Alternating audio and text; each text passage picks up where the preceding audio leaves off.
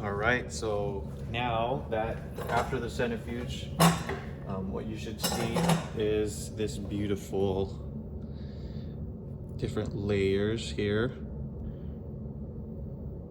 You may not be able to see it. There'll be pictures on, but there is a faint layer from here to right about here, and then from here a little bit down to about this region here. There's a faint,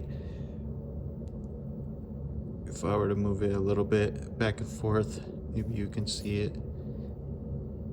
It's a little bit hard to see on camera, but right here, this top two layers will be your biofuel and hexane layer. And then everything down here would be the unreacted constituents, which is the canola oil, the KOH, the glycerin, and the acid as well. But these top two layers will be your biodiesel, okay? And so what we be doing is extracting these two top layers like such. So make sure that everything's labeled. I always put the alcohol to oil ratio, percent, and the type of catalyst, 50 degrees, the temperature of 50 degrees Celsius, and at 1 hour, the time. So I like to reuse my labels, that's why I put it there. So if you do this, okay, we have a transfer pipette, which will go ahead and extract this one at a time. Now I go as close as I can without getting any canola oil. I try to get all the hexane and as much as I can of the biodiesel, the biofuels. So we'll go ahead and do that. Get as much as I can.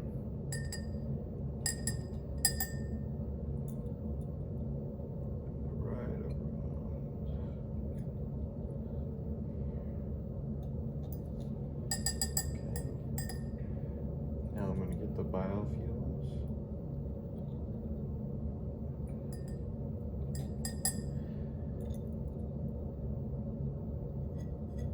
Okay. Now that you got that, it should look like that. There may be a little bit left, but it's okay. We're gonna calculate for conversion, not the actual yield. So all over here, this is the unreacted stuff. What I'll be doing is I'll go ahead and grab the extra stuff, okay, and put it into this falcon tube here. Now the reason why I'm doing this is because I'm also calculating for the soap concentration or the amount of soap, and so I'll be capturing it here and determining it with the titration, which I'll show you in another video. So here we go. And so everything goes into this tube. Store it out and save it for later. Okay, get as much of it as you can, because I'm going to quantify that, or I would have quantified that. Okay, and there we go. Now this will go to the hot plate. In here is the hexane and the biofuels.